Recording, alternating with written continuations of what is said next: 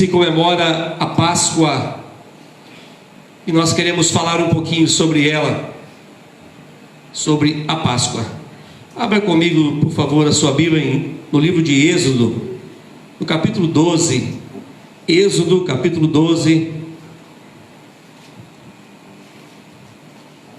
Nós vamos encontrar o início da primeira Páscoa e o que significa a Páscoa. Quero deixar esta palavra aqui para os alunos do projeto Restauração, para todos que nos ouvem pela internet, porque é importante entendermos o que comemoramos, né? É importante saber de uma forma didática e espiritual sobre a Páscoa. Os irmãos encontraram? Amém. Vamos só aguardar o Carlos colocar aqui. Eu acredito, depois você vê, Carlos, fica melhor com ou sem a luz ali na transmissão. Para mim, tudo bem. Para mim, vai. Ok, então vamos lá. Glória a Deus. Deu certo? Você quiser que ele deu? Olha que legal.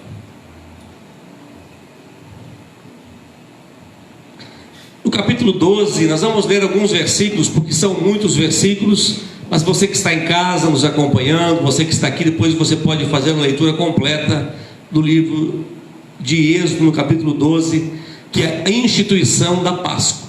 É aqui que nasceu a Páscoa, né? Disse assim o Senhor a Moisés e a Arão na terra do Egito, quando eles estavam ainda na terra do Egito: este mês vos será o principal dos meses, será o primeiro mês do ano. Falai a toda a congregação de Israel, dizendo: aos 10 deste mês, cada um tomará para si um cordeiro, segundo a casa dos pais, um cordeiro para cada família. Mas se a família for pequena, para um cordeiro, então convidará ele o seu vizinho mais próximo, conforme o número das almas, conforme o que cada um puder comer. Por aí calculareis quantos bastam para comer o cordeiro. Verso 5: o cordeiro será sem defeito. Diga após mim: sem defeito. Amém. Macho de 1 ano, podereis tomar um cordeiro ou um cabrito, e o guardareis até o 14º dia deste mês, e todo o ajuntamento da congregação de Israel o imolará no crepúsculo da tarde, no finalzinho da tarde. Tomarão do sangue e o porão em ambas as ombreiras e na verga da porta, nas suas casas em que o comerem. 8. Naquela noite comerão a carne assada no fogo, com pães asmos e ervas amargas a comerão. Não comereis do animal nada cru, nem cozido em água, porém assado ao fogo, a cabeça, as pernas e a frissura. Nada deixareis dele até pela manhã. O que porém ficar até pela manhã, queimá-lo-eis. 11. Desta maneira o comereis: lombos cingidos, sandálias nos pés e cajado na mão. Como-lo-eis à pressa, é a Páscoa do Senhor. Porque naquela noite passarei pela terra do Egito, e ferirei na terra do Egito todos os primogênitos, desde os homens até os animais. Executarei juízo sobre todos os deuses do Egito. Eu sou o Senhor. Verso 13: o sangue vos será por sinal. Diga após mim: o sangue é um sinal. Ponto. Aí só eu vou ler agora. O sangue vos será por sinal nas casas em que estiverdes. Quando eu vir o sangue, passarei por vós, e não haverá entre vós praga destruidora, quando eu ferir a terra do Egito. 14. Esse dia vos será por memorial, e o celebrareis como solenidade ao Senhor. Nas vossas gerações o celebrareis por estatuto perpétuo. 7 dias comereis pães asmos, logo ao primeiro dia, tirareis o fermento das vossas casas, pois qualquer que comer pão levedado, desde o primeiro dia até o 7º dia, essa pessoa será eliminada de Israel. Amém? Amém, amém, queridos. Que o Senhor fale ao nosso coração, fale ao seu coração e traga toda a revelação. Acredito que tem dois jovens lá fora brincando e está as luzes apagadas, já está ficando escurinho. Aguenta, senta lá para nós, faz favor, ou alguém que está ali, por favor. O Azaf e o Robert estão lá fora, né?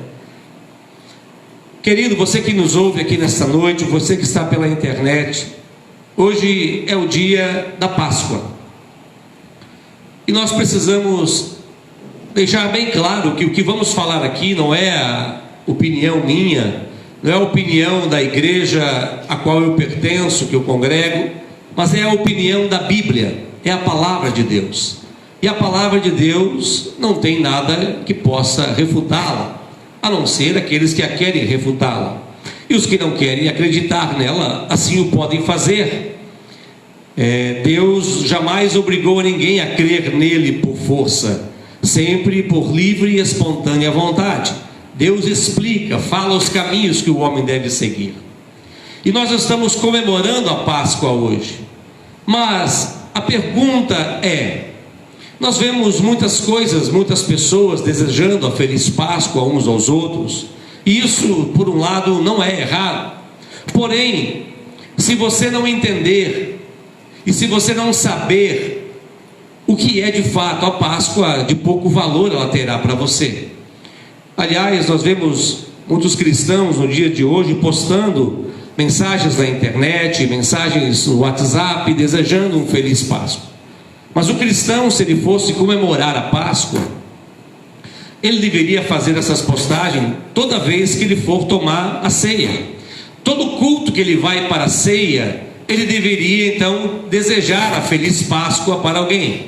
Essa data que foi colocada, que nós estamos vendo hoje no mundo quase toda sendo celebrada, é uma data que foi colocada com um fim, veja, no Brasil, um fim comemorativo da Páscoa, mas que por trás de tudo isso há um fim comercial. Há um fim comercial. Por mais que se pare o Brasil, se lembre da Páscoa, se fale da ressurreição, em verdade, por trás de toda essa intenção, muitas vezes sequer se sabe o sentido da Páscoa. Porque se nós formos levar ao pé da letra a palavra de Deus, todo culto de ceia, ele deveria ser celebrado como a Páscoa. Aliás, o culto de ceia, essa Páscoa que foi instituída aqui em Êxodo capítulo 12, ela foi substituída pelo culto de ceia. Quando Cristo, o Cordeiro, que vocês leram agora, o Cordeiro Santo, um Cordeiro sem mácula, passa a ser celebrado. Quando Jesus, então, ele estabelece a ceia do Senhor. Jesus estabelece a ceia, ele participa da Páscoa enquanto ele está vivo, e depois ele estabelece a ceia. Os mandamentos que o Senhor Jesus deixou foram somente dois: a ceia e o batismo. Somente dois mandamentos que ele deixou para determinado, algo para se fazer. Fora disso, não há nada. O amor é acima de tudo. E Jesus deixou duas coisas: o batismo e a ceia. Ele instituiu a ceia quando ele participa, pega o pão, quebra o pão, toma o vinho e junto com os discípulos ele celebra a ceia. E ele então passa a explicar que todas as vezes que fosse feito aquilo ali, em memória dele, estaria sendo celebrada a Páscoa. Então a Páscoa, na verdade, ela tomou um cunho religioso. E para você não ficar bravo comigo, quem sabe que está me ouvindo, dizer: poxa, o pastor, ele não tem sentimento, o pastor está pregando uma coisa, mas ele não, todo mundo celebrando a Páscoa e ele está dizendo que não celebra. Não, eu celebro sim, mas eu celebro uma vez por mês a minha Páscoa, e às vezes até mais do que uma vez por mês. Eu não posso transformar a minha Páscoa numa Páscoa comercial, porque senão ela perde o meu valor, ela perde a essência, ela perde o motivo. Então nós vamos começar a falar com você que me ouve na internet, você que está aqui. Vamos começar falando não da Páscoa, vamos falar dos ovos. Porque se tem Páscoa, tem ovos. E se tem ovos, em algum dia deve estar escrito na Bíblia algum lugar que tem ovos, mas eu procurei, revirei a Bíblia, peguei no Google e tentei achar lá na pesquisa da Bíblia e não achei nenhuma palavra dizendo que era para comer ovo na Páscoa. Bom, pessoal, começamos com os ovos de Páscoa, uma tradição que se iniciou na Idade Média, uma tradição que iniciou na Idade Média, quando os chineses começaram a distribuir na festa das primaveras.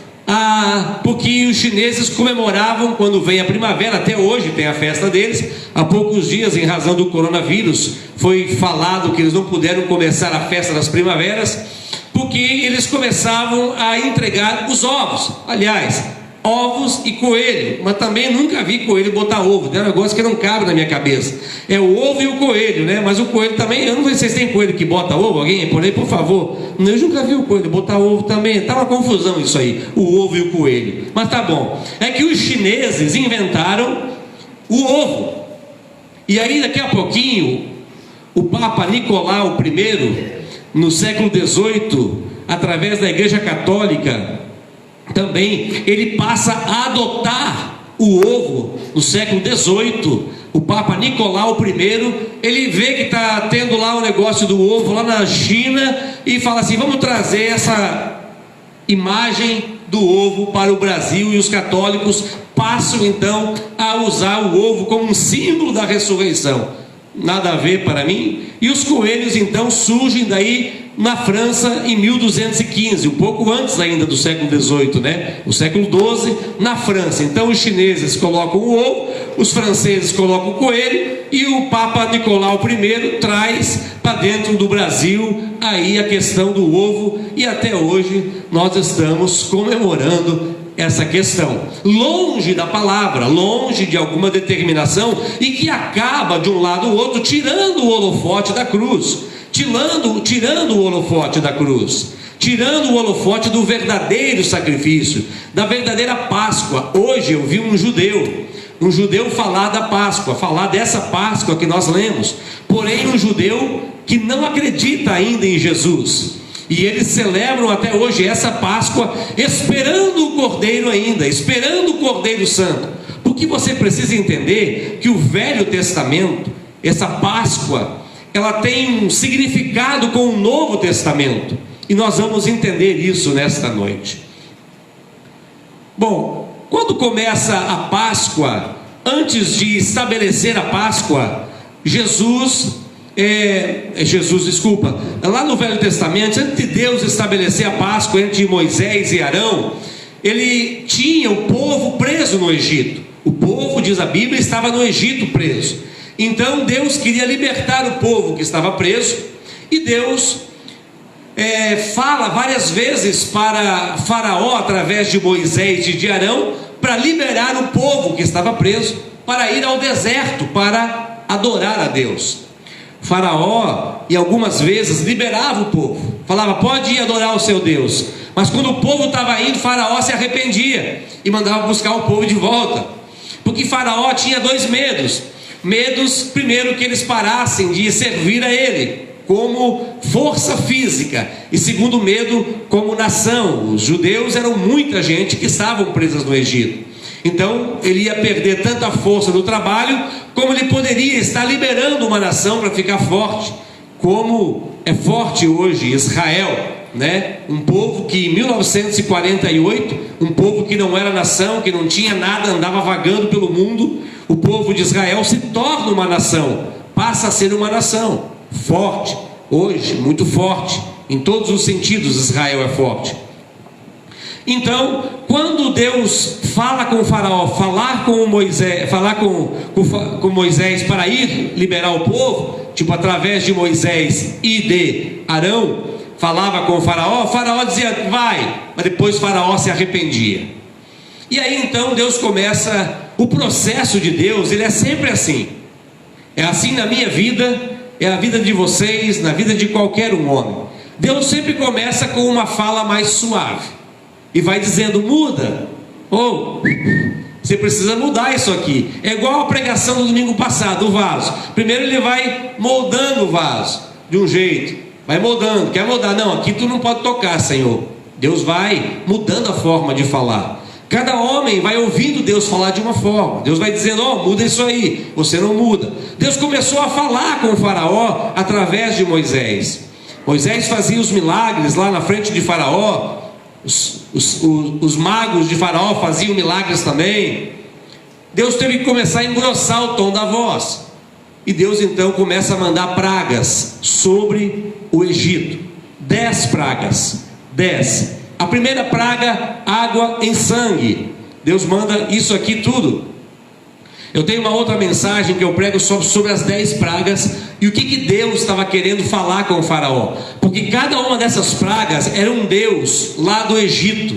Representava um deus do Egito que cada vez que Deus mandava a praga, ele estava dizendo assim: ó, eu sou mais forte que esse Deus, eu mando sobre os enxames, eu faço tudo. Mas isso é uma outra ministração. Então ele manda uma água se transformar em sangue. Depois a segunda praga, as rãs. Depois uma praga dos piolhos. Depois a praga das moscas. Depois a peste sobre bois e vacas. Depois feridas sobre os egípcios. A sétima praga, uma chuva de pedra. A oitava praga, de gafanhoto. E a nona praga, uma escuridão total. Mas na décima praga, a décima praga, ela era a morte de todos os primogênitos do Egito. Porém, aqui nesta praga, Deus estava estabelecendo a Páscoa. A Páscoa, você vai ver daqui a pouco, o significado de Páscoa é passar, passar no hebraico, que é quando o termo hebraico passar, que significa passar por cima. Quando o anjo, Deus estabelece, aqui você leu comigo, que eles tinham que matar um cordeiro novo de 1 ano, sem mancha, sem mácula, sem defeito, e todos tinham que ir comer numa casa. E o sangue daquele cordeiro deveria ser passado nos umbrais das portas. Por exemplo, numa porta, assim, deveria ser passada o sangue nos umbrais. E à meia-noite passaria o anjo da morte. E na casa que tivesse a marca daquele sangue, o anjo passaria por cima e não mataria ninguém. Certamente que a casa que tinha o sangue era a casa do povo que servia a Deus, que temia a Deus e que queria sair do Egito. Aqui então se estabelece a Páscoa, quando o anjo vem passar por cima e o anjo estaria vendo qual a casa que estava com a marca ou não do sangue. E essa casa então seria livre da morte das pessoas. Foi a última forma de Deus falar. Foi a última forma. Deus veio com as 9 pragas e pedia para Faraó mudar. Faraó não mudava.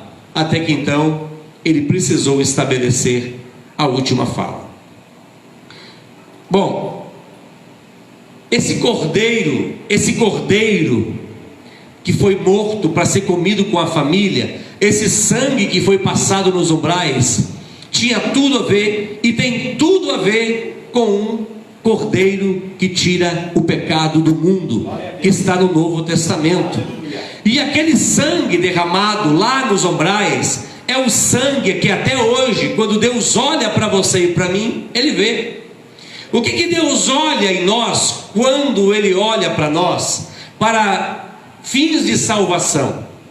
O que Deus vê num homem para levar, quando o homem morre, para levar ele para o céu?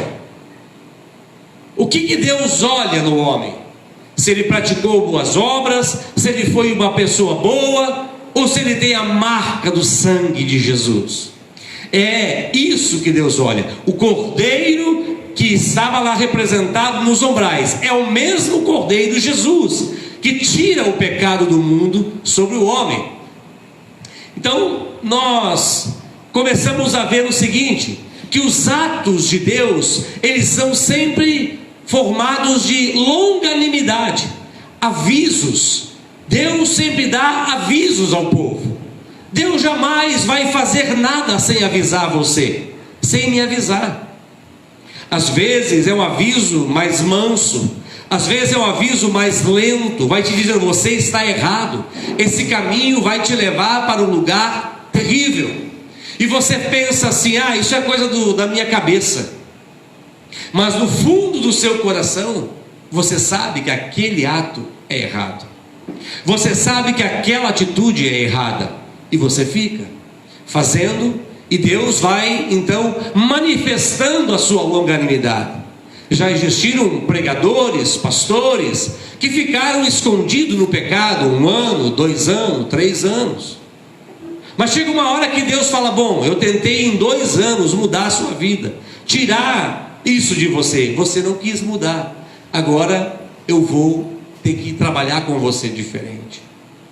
A palavra do Senhor no Salmo número 1 diz assim, diz que o enganador não permanece no meio da congregação dos santos. Então Deus sempre é longânimo, e Deus era longânimo com o faraó, e Jesus foi longânimo conosco. Há quantos anos Cristo já veio, já morreu, ressuscitou, e ainda vem convencendo o homem do pecado, ainda vem atrás do homem, ainda vai buscar o homem perdido, o pecador, como eu e você. Há mais de 2000 anos, a longanimidade de Deus. Agora, evitando o inferno, evitando a morte, sempre há alguém dizendo para você: ei, mude esse caminho. Ei, escute, Jesus te ama. Ei, pare de usar droga. Não acabe com a sua vida, com a sua família. Não acabe com a sua profissão. A longanimidade de Deus, há mais de 2000 anos, continua sobre nós. Não acabou. Deus também, Ele queria mostrar ao povo o livramento prometido. Havia uma promessa, quando Deus levou esse povo, e esse povo estava no Egito, havia promessas de que Deus tiraria o povo de lá. Então, quando Deus manda as 10 pragas, estabelece a última, Deus estava confirmando o livramento e que eles seriam poupados. Isso está na Bíblia, em vários lugares da palavra, mas eu quero ser bem resumido hoje. Então, o Cordeiro de Deus, e lá o Cordeiro Pascal representa Jesus. Jesus era aquele Cordeiro lá, Jesus Cristo. Em João 1,29, vamos ler o que diz na sua Bíblia, para você conferir essa passagem. Diz assim: no dia seguinte viu João a Jesus, que vinha para ele, e ele disse: eis o Cordeiro de Deus, que tira o pecado do mundo. Aleluia! Só que Cristo tira o pecado do mundo para todo aquele que nele crê. Não é o pecado não saiu do mundo, porque senão esse versículo estava errado. O pecado não saiu do mundo, o pecado está no mundo. Quando que o pecado sai do mundo?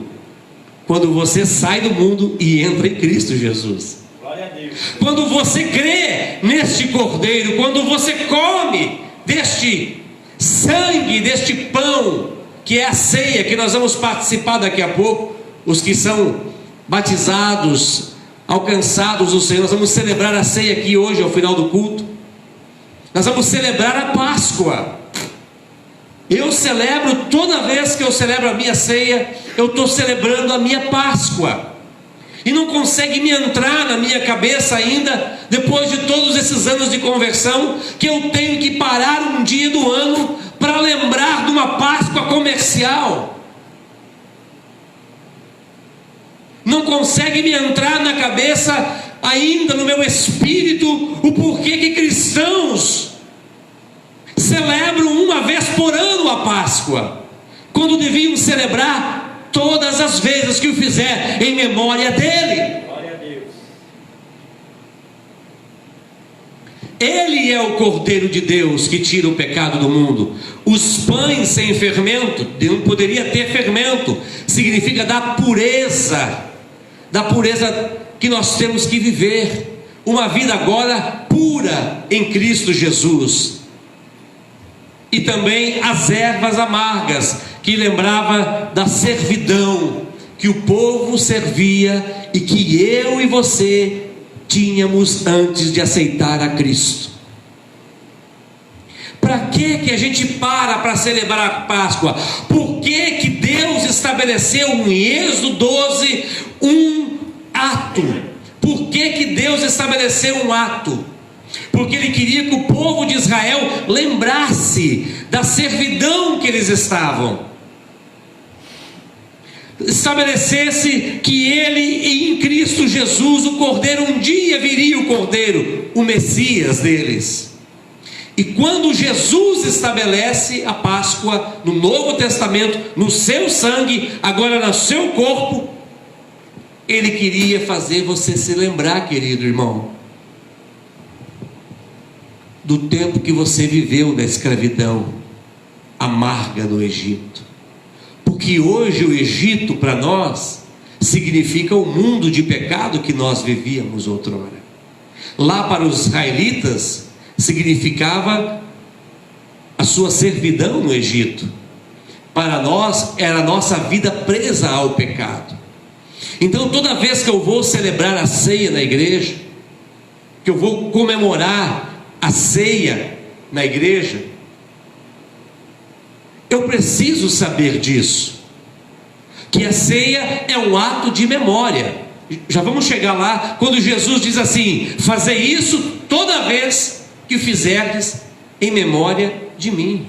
É engraçado porque tem gente na igreja às vezes, inclusive na igreja evangélica, que fala assim: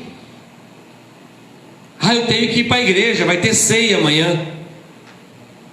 Como se a ceia fosse uma obrigação, e se não tomar, está em pecado. Não existe pecado em não tomar a ceia. O pecado está em não saber o que você está celebrando.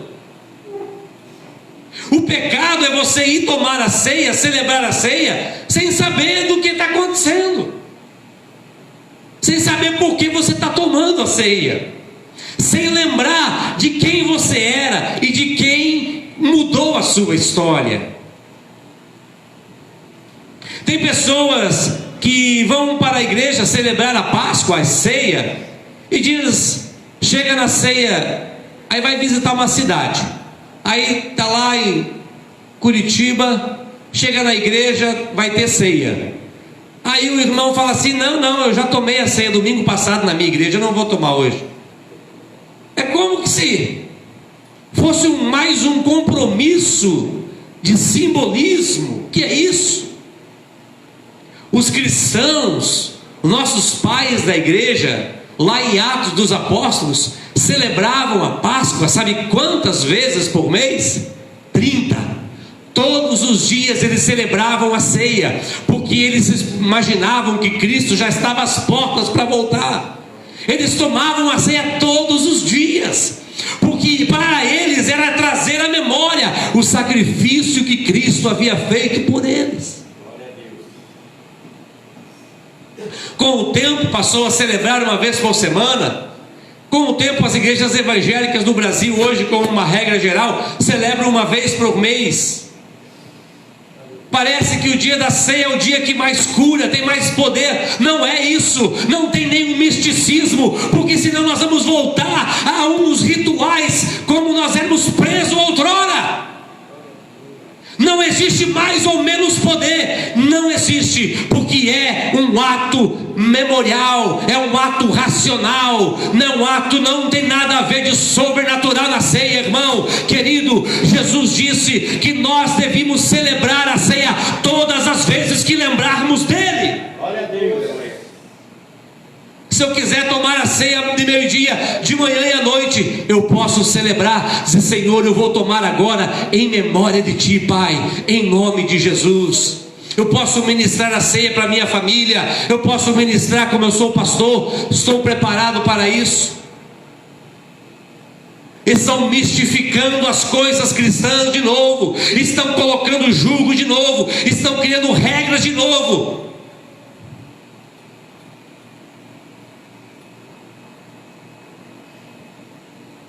O cordeiro, os pães e as ervas amargas.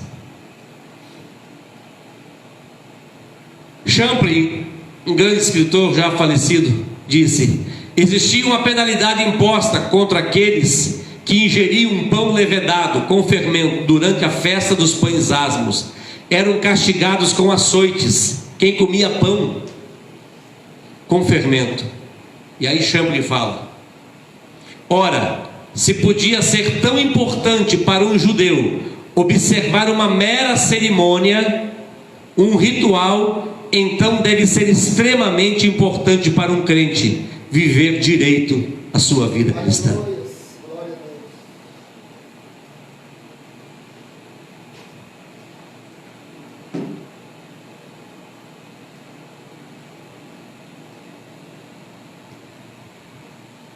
Jesus, diz a Bíblia, é a nossa Páscoa.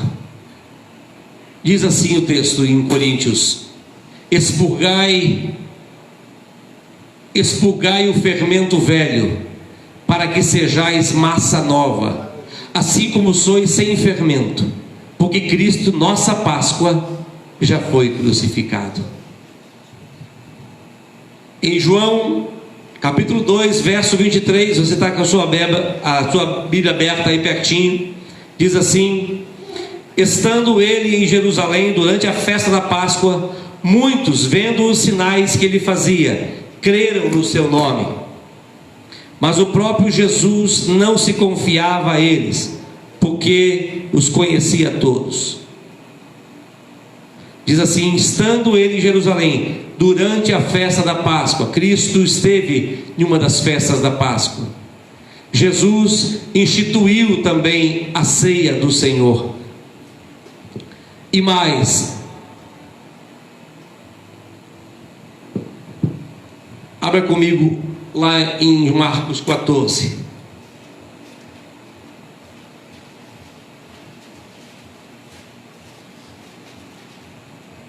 Diz assim o texto, do 12 ao 26. E no primeiro dia dos pães asmos, no 12, quando se fazia o sacrifício do cordeiro pascal, disseram-lhe seus discípulos: onde queres que vamos fazer os preparativos para comer a Páscoa? Então enviou 2 dos seus discípulos, dizendo: ide à cidade, e vos virá ao encontro um homem trazendo um cântaro de água. Segui-o e dizei ao dono da casa onde ele entrar, que o mestre pergunta: onde é o meu aposento, no qual hei de comer a Páscoa com meus discípulos? Ele vos mostrará o espaçoso cenáculo mobiliado e pronto. Ali fazeis os preparativos. Saíram, pois, os discípulos, foram à cidade, e achando tudo como Jesus lhe tinha dado, prepararam a Páscoa. Ao cair da tarde, foi com os 12. Quando estava à mesa e comiam, disse Jesus: em verdade vos digo que um dentre vós, o que come comigo, me trairá. E eles começaram a entristecer-se, dizendo, um após outro: porventura sou eu? Respondeu-lhe: é um dos 12, o que mete comigo a mão no prato. Pois o Filho do Homem vai, como está escrito a seu respeito, mas ai daquele por intermédio de quem o Filho do Homem está sendo traído. Melhor fora não haver nascido. 22. E quando comiam, tomou Jesus um pão e, abençoando, o partiu e lhes deu, dizendo: tomai, este é o meu corpo. A seguir, tomou Jesus um cálice e, tendo dado graças, o deu aos seus discípulos, e todos beberam dele. Então lhes disse: isso é o meu sangue, o sangue da nova aliança, derramado em favor de muitos. Em verdade vos digo que jamais beberei do fruto da videira, até aquele dia em que o hei de beber novo no reino de Deus. Tendo cantado um hino, saíram para o monte das oliveiras. Veja que Jesus estabelece a ceia, porque ele passa a ser o Cordeiro. Ele passa a ser o próprio Cordeiro que tira o pecado do mundo. Toda a expectativa que estava no Cordeiro, na Páscoa, lá do Velho Testamento, se transfere para o Cordeiro de Deus que tira o pecado do mundo. Porque senão nós teríamos que voltar a matar o cordeiro, ficar em casa, comer em casa e não poder fazer nada, comer pão sem fermento e chamar uma família.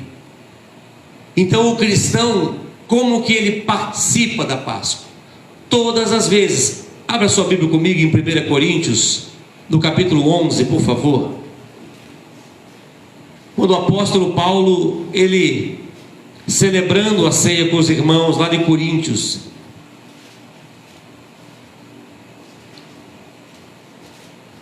no capítulo de número 11, vamos ler do verso 17, diz assim: nisto, 11, 17 de 1 Coríntios, nisto vos escrevo. Vamos ler do 23, porque aqui Paulo está puxando a orelha do povo que estava comendo pão antes da hora. Vamos ler do 23. Porque eu recebi do Senhor o que também vos entreguei, que o Senhor Jesus, na noite que foi traído, tomou o pão e, tendo dado graças, a gente acabou de ler essa passagem, né? Quando ele foi traído, e tendo dado graças, o partiu e disse: este é o meu corpo, que é dado por vós, fazei isto em memória de mim. Porque por semelhante modo, depois de haver ceado, tomou também o cálice, dizendo: este cálice é a nova aliança no meu sangue, fazei isso todas as vezes que o beberdes em memória de mim. Porque todas as vezes que comerdes este pão e beberdes o cálice, anunciais a morte do Senhor até que ele venha. Por isso, aquele que comer o pão ou beber o cálice do Senhor indignamente, ou seja, sem saber por que está fazendo isso, sem saber por que está comendo, sem saber por que está bebendo, sem ter sua vida transformada indignamente, é isso, querido. Muita gente transforma aqui tudo que está em pecado. O homem está em pecado, indignamente. Não é aqui. Indignamente é pessoas. Por que nós não podemos liberar a ceia para todo mundo? Existem igrejas que celebram a ceia para todos. Quem tiver no culto toma a ceia, mas nós, os líderes, não podem fazer isso ao nosso entendimento bíblico, porque eles não têm entendimento do acontecimento, não sabem da passagem, não sabem dos umbrais, do sangue que está marcando, não vivem para Cristo, não foram perdoados e nem se arrependeram dos seus pecados. Continuando, da outra mensagem isso, verso 27, por isso, aquele que comer o pão ou beber o cálice do Senhor indignamente será réu do corpo e do sangue do Senhor.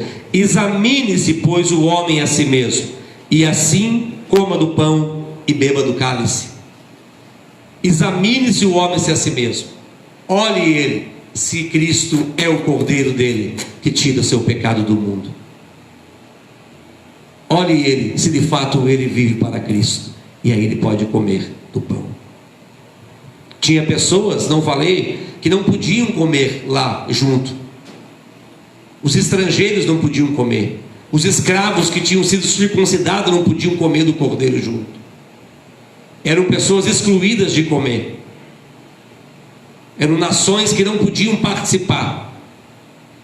E aqui diz assim: pois quem come e bebe sem discernir o corpo, olha só, não está dizendo aqui quem come e bebe pecado. É claro que não se deve participar, muito mais quem está em pecado, mas não é estar em pecado que impede o homem de participar da ceia.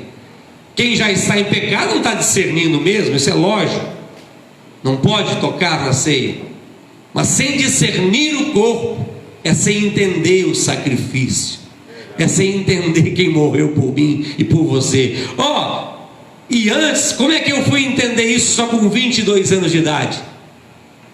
Como é que eu fui entender Cristo só com 22? Com que idade você se converteu? Com que idade você passou a discernir o corpo, discernir o sacrifício, discernir a vida eterna? Antes, para nós falava Feliz Páscoa, Feliz Natal, Feliz tudo, mas nós não discerníamos as coisas espirituais. Nós não entendíamos a Bíblia. É assim que o mundo está hoje.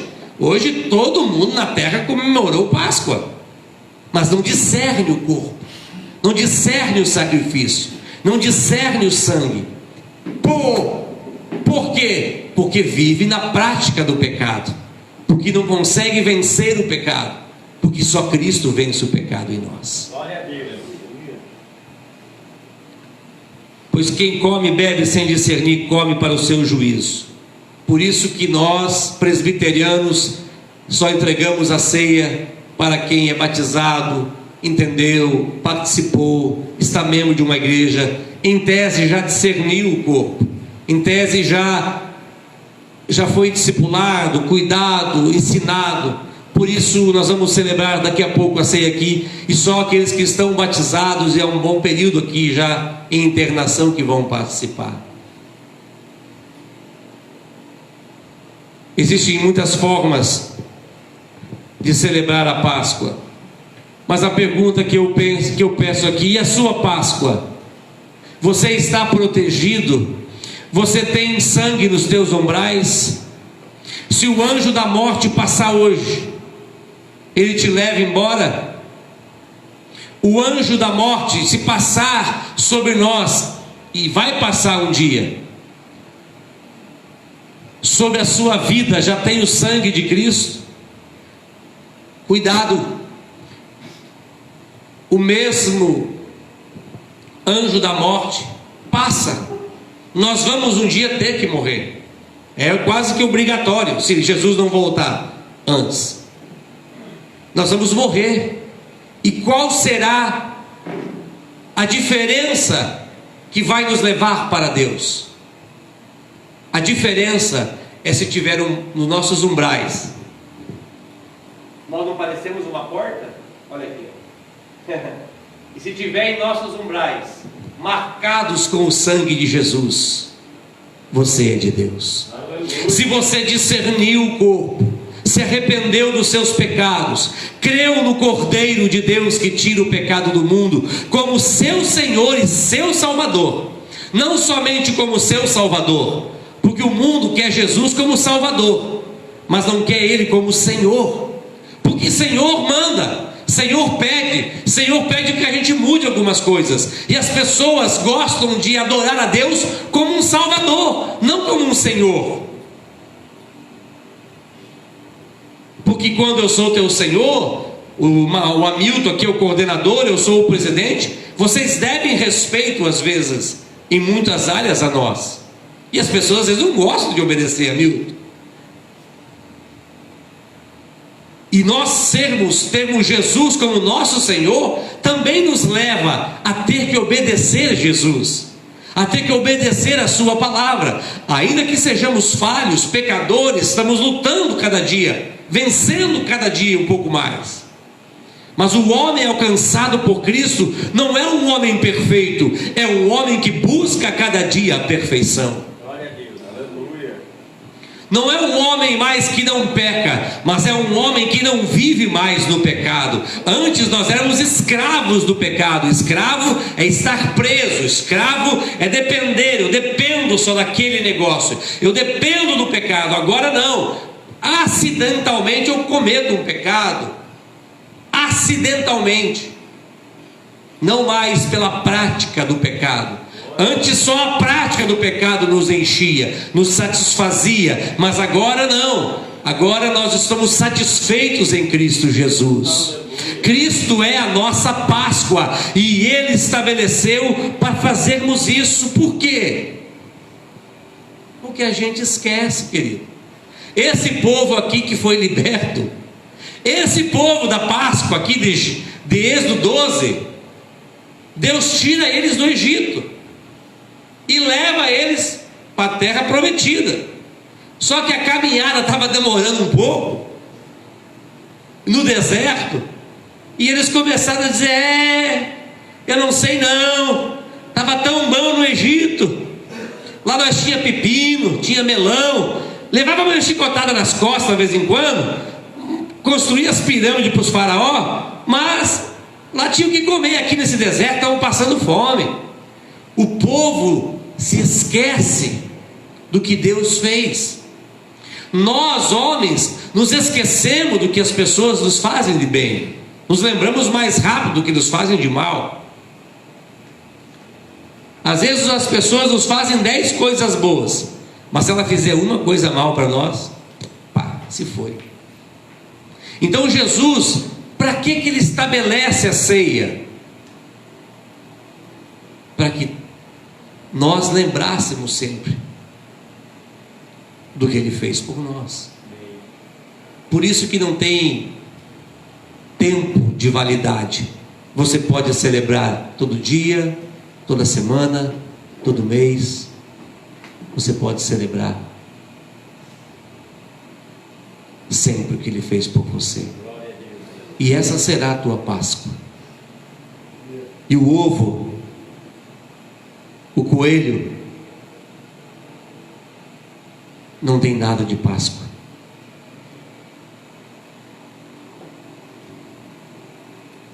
Ainda que é bom comer um ovinho de chocolate, né? E lá em casa meus filhos já aprenderam desde cedo. O pai não vai comprar ovo de chocolate esse ano, né? Porque eu digo, ovo de chocolate eu compro. Ovo de Páscoa não, filho, porque é difícil, eu nunca encontrei na Bíblia ovo de Páscoa. Ovo de chocolate, ó, e até eu gosto. E eu como também. Vocês gostassem, eu traziam para você, mas vocês não gostam. Não é, Milton?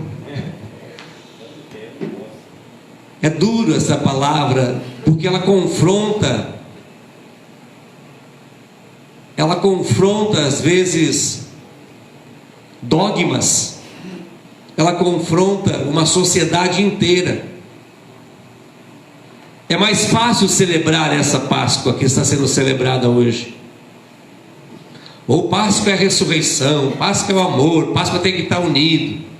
Uma vez por ano. Uma vez por ano. Todas as vezes que o fizerdes em memória de mim, até que eu venha. Aleluia. Até que ele venha. Glória a Deus. Até que ele venha, querido. Porque se nós não celebrar, irmão, daqui 90 dias, 60 dias, daqui um ano, daqui 6 meses, vamos parar de celebrar a ceia. Daqui 2, 3 anos, daqui a pouco vai cair no esquecimento o que Cristo fez por nós no Gólgota. E nós temos esse poder de esquecer as coisas. Nós temos essa facilidade, como o povo de Israel esqueceu da onde eles tinham sido tirados e começaram a murmurar contra Deus. Eu quero que Deus grave essa palavra no seu coração e você entenda que Cristo é a nossa Páscoa. Acabou. Judeus que me ouvem, parem de esperar o Messias. Acreditem em Jesus Cristo, porque Ele é o Cordeiro de Deus, o Messias que tira o pecado do mundo.